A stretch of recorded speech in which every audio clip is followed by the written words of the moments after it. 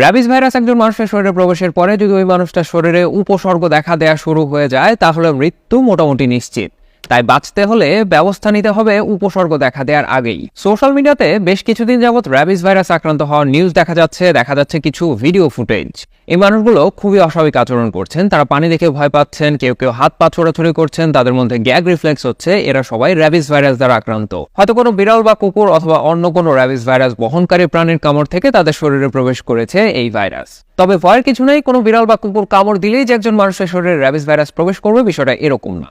ওই প্রাণীর শরীরে যদি আগে থেকে র্যাবিস ভাইরাস থেকে থাকে এবং সেটা সিমটোম্যাটিক পর্যায়ে চলে গিয়ে থাকে, ওই সময় যদি ওই প্রাণী একজন মানুষকে কামড় দেয় তখনই শুধুমাত্র ওই প্রাণীর লালার মাধ্যমে ভাইরাসটা মানুষের শরীরে যেতে পারবে। আর কোনো প্রাণীর কামড় থেকে এই ভাইরাস যদি মানুষের শরীরে প্রবেশ করেও তার মানে এই না যে ওই মানুষটা সাথে সাথে মারা যাবে।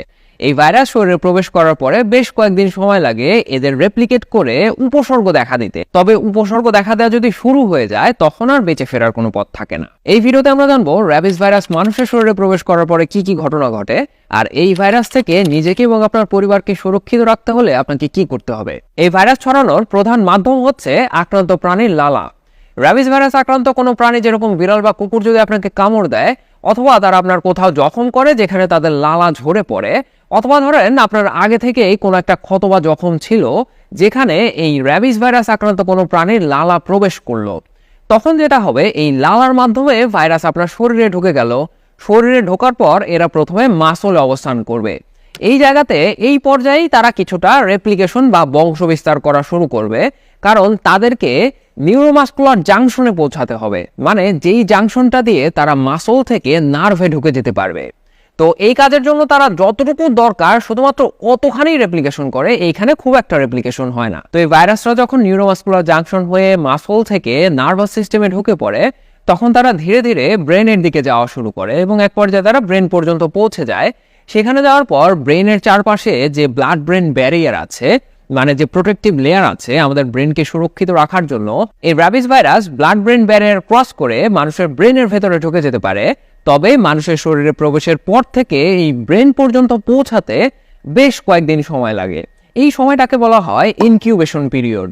এই সময়টা বিভিন্ন মানুষের ক্ষেত্রে বা বিভিন্ন ক্ষেত্র বিশেষে ভিন্ন হতে পারে। সাধারণত এই ইনকিউবেশন পিরিয়ড হয়ে থাকে কয়েক সপ্তাহ থেকে কয়েক মাস, তবে কারো কারো ক্ষেত্রে এই সময়টা আরো অনেক লম্বাও হতে পারে। এই সময়টাতে ভাইরাস শরীরে থাকলেও এরা মানুষকে কোনো ক্ষতি করতে পারে না, কারণ তখনও পর্যন্ত তারা ব্রেন পর্যন্ত পৌঁছাতে পারে নাই। ঠিক এই একই কারণে এই পর্যায় পর্যন্ত মানুষের মধ্যে কোনো রকম কোনো উপসর্গ দেখা যায় না। চলেন দেখা যাক ব্রেনে ঢোকার পর কি ঘটে। ব্রেনে ঢোকার পর এরা বংশ বিস্তার করে সংখ্যায় অনেক বেড়ে যায় এবং ব্রেনের কোষের মধ্যে যে প্রোটিন থাকে সেগুলোকে ড্যামেজ করা শুরু করে এবং এই ব্রেনে ঢোকার পর থেকেই বিভিন্ন ধরনের উপসর্গ দেখা দেওয়া শুরু করে। এই পর্যায়ে এসে ভাইরাসের সংখ্যা যখন অনেক পরিমাণে বেড়ে যায় তখন তারা আবার এই নার্ভাস সিস্টেম বেয়ে বিভিন্ন অর্গানে যাওয়া শুরু করে। তবে বিশেষ করে যেখানে স্যালাইভারি গ্ল্যান্ড আছে, মানে যেই গ্ল্যান্ড থেকে আমাদের লালা ঝরে, সেইখানে যাওয়ার চেষ্টা করে, কারণ এই লালাই হচ্ছে প্রধান মাধ্যম যার মাধ্যমে সে অন্য একটা প্রাণীর শরীরে আবার যেতে পারবে। যখন এই মানুষটাকে আক্রান্ত করা শেষ তখন ভাইরাস চায় নতুন করে একটা মানুষ বা প্রাণীর শরীরে প্রবেশ করতে, তার জন্য সে কয়েকটা ঘটনা ঘটায়। নাম্বার 1 হচ্ছে মুখে লালার পরিমাণ বাড়িয়ে দেয়া। অনেক সময় দেখা যায় যে মানুষটা আক্রান্ত হয়েছেন তার লালা ঝরে পড়ছে, অথবা যেই কুকুর বা বিড়াল আক্রান্ত হয়েছে তাদের মুখ থেকেও লালা ঝরে পড়ছে। এটার কারণ হলো একটা প্রাণী বা মানুষকে আক্রান্ত করার পরে ভাইরাসের উদ্দেশ্য থাকে অন্য একটা প্রাণীর শরীরে যাওয়া এবং সেই প্রাণীটাকে আক্রান্ত করা।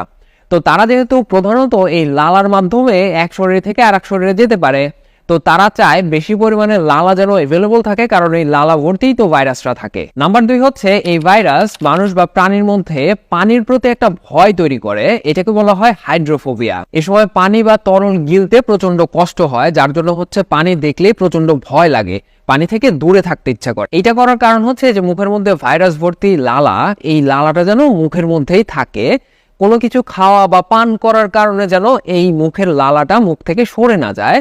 এরা যদি মুখে এভেলেবল থাকে তাহলে তারা খুব সহজে অন্য একটা হোস্টের শরীরে যেতে পারবে। 3 নাম্বারটা হলো মেইনলি প্রাণীদের ক্ষেত্রে হয়ে থাকে, বিশেষ করে বিড়াল বা কুকুরের ক্ষেত্রে, সব প্রাণীর ক্ষেত্রেও না। এই ভাইরাস এগ্রেসিভনেস বা হিংস্রতার পরিমাণ বাড়িয়ে দেয়।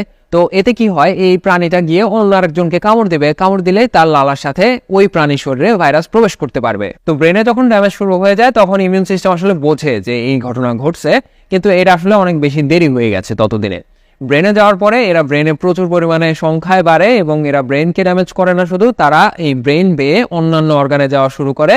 এরপরে কিছুদিনের মধ্যেই অর্গান ফেলার হয়, কোমা হয়, এরপরে মানুষটা মারা যায়। এই মৃত্যুটা আসলে খুবই ভয়াবহ, বিশেষ করে পরিবারের অন্য সদস্যদের জন্য, কারণ এই সময় মানুষ জানে যে এই মানুষটা মারা যাবে, এক সপ্তাহের মধ্যেই হয়তো মারা যাবে, কারণ যেহেতু তার মধ্যে উপসর্গ দেখা দেওয়া শুরু হয়ে গেছে আর র্যাবিসের অন্য কোনো ট্রিটমেন্ট নাই। তবে এর কোনো কিছুই আপনার বা আপনার পরিবারের সাথে ঘটবে না যদি আপনি শুধুমাত্র দুইটা কাজ করেন। প্রথম কাজ হচ্ছে, আপনি যখন কোনো বিড়াল বা কুকুরের আক্রমণের শিকার হবেন, আপনার সেই ক্ষত জায়গা কমপক্ষে 15 মিনিট ধরে সাবান পানি দিয়ে ধুয়ে ফেলতে হবে। দ্বিতীয় কাজ হচ্ছে, যত দ্রুত সম্ভব হসপিটালে গিয়ে র্যাবিসের ভ্যাকসিন নিয়ে ফেলা, অথবা আপনার কাছাকাছি কোনো ফার্মেসিতে যদি ভ্যাকসিন দেওয়ার ব্যবস্থা থাকে সেখান থেকেও নিয়ে নিতে পারেন। এখন প্রশ্ন হচ্ছে, কোন কোন প্রাণী থেকে জলাতঙ্ক বা র্যাবিস ছড়াতে পারে? যত ধরনের ম্যামাল বা স্তন্যপায়ী প্রাণী আছে, মানে যাদের শরীরে পশম আছে এবং তারা তাদের সন্তানদেরকে স্তনদান করে, মানে দুধ খাওয়াতে পারে তাদের শরীর থেকে, এরা সবাই আসলে র্যাবিস দ্বারা আক্রান্ত হতে পারে। তবে বাংলাদেশ বা উপমহাদেশের যে দেশগুলো আছে, এই ক্ষেত্রে বেশিরভাগই মানুষ আক্রান্ত হয় রাস্তার কুকুর বা বিড়ালের কামড় থেকে। বা আপনার বাসা যদি আপনি বিড়াল কুকুর পালেন কিন্তু আপনি তাদেরকে র্যাবিস ভ্যাকসিন দেন নাই, সেক্ষেত্রেও আপনার তাদের থেকে আক্রান্ত হওয়ার সম্ভাবনা থেকে যেতে পারে। আর যারা বিদেশে থাকেন তারা ফরেস্টের বিভিন্ন জন্তু জানোয়ার থেকে দূরে থাকবেন। সাধারণত বিদেশের কুকুর বা বিড়ালগুলোতে এই ভ্যাকসিন সবসময় দিয়ে রাখা হয় যেন তারা এই র্যাবিস দ্বারা আক্রান্ত না হয়। এখন প্রশ্ন হচ্ছে, যে কোনো বিড়াল বা কুকুর আপনাকে কামড় দিলে বা আঁচড় দিলেই কি আপনাকে ভ্যাকসিন নিতে হবে কিনা বা কি করা উচিত? আমার পরামর্শ হচ্ছে, যে কোনো কুকুর বিড়াল কামড় দিলেই আপনি হসপিটালে গিয়ে ভ্যাকসিন নিয়ে ফেলেন। তার কারণ হচ্ছে, যেহেতু উপসর্গ শুরু হয়ে গেলে আপনার আর কোনো পথ খোলা থাকবে না, নিশ্চিত মৃত্যু, সেই ক্ষেত্রে আপনি কেন জীবনের রিস্ক নেবেন? আর এই ভ্যাকসিন নেওয়াটা তো অনেক বেশি কঠিন কাজ না, আপনার আশেপাশে যে কোনো হসপিটাল থেকে আপনি নিয়ে ফেলতে পারেন। যদি আপনাকে হালকা করে আঁচড় বা খামছে দেয় এবং আপনি স্কিনে কোনো রক্তের মতো দাগ দেখতে না পান, সেই ক্ষেত্রে র্যাবিস ছড়ানোর সম্ভাবনা খুবই কম। তবে সব থেকে ভালো হবে আপনি আপনার আশেপাশের হসপিটালে যিনি কর্তব্যরত ডাক্তার আছেন তাকে দেখিয়ে চেক করে নেবেন যে এই ক্ষেত্রে কি আসলে আপনার ভ্যাকসিন নেওয়া জরুরি কিনা। কামড় বা আঁচড় খাওয়ার কতদিনের মধ্যে ভ্যাকসিন নিতে হবে? সব থেকে ভালো হয় আপনি কামড় বা আঁচড় খাওয়ার পরে ওই জায়গাটা সাবান পানি দিয়ে 15 মিনিট ধুয়েই সাথে সাথে হসপিটালে চলে যাবেন, বা আপনার নিকটস্থ যেখানে আপনি ভ্যাকসিন নিতে পারেন সেখানে চলে যাবেন। তবে 1 থেকে 3 দিনের মধ্যে ভ্যাকসিন নিলেই হয়। তবে আপনি যদি এমন কেউ হয়ে থাকেন কামড় বা আঁচড় খেয়েছেন বেশ কিছুদিন আগে, বাট তখন এই ব্যাপারটা জানতেন না, আপনার উচিত হবে এই মুহূর্তে আপনি হসপিটালে গিয়ে ভ্যাকসিন নিয়ে ফেলেন। কারণ হচ্ছে, আমি শুরুতেই বলছিলাম, যতদিন পর্যন্ত ইনকিউবেশন পিরিয়ড থাকে ততদিন পর্যন্ত আসলে বাঁচার সম্ভাবনা থাকে। ইনকিউবেশন পিরিয়ড শেষে যখনই ভাইরাসটা ব্রেনে চলে যায় তখন থেকেই আর বাঁচার কোনো সম্ভাবনা থাকে না। তো এই যে ইনকিউবেশন পিরিয়ড, ব্রেনে যাওয়ার আগ পর্যন্ত এই সময়টা এক একজনের ক্ষেত্রে এক এক রকম হতে পারে।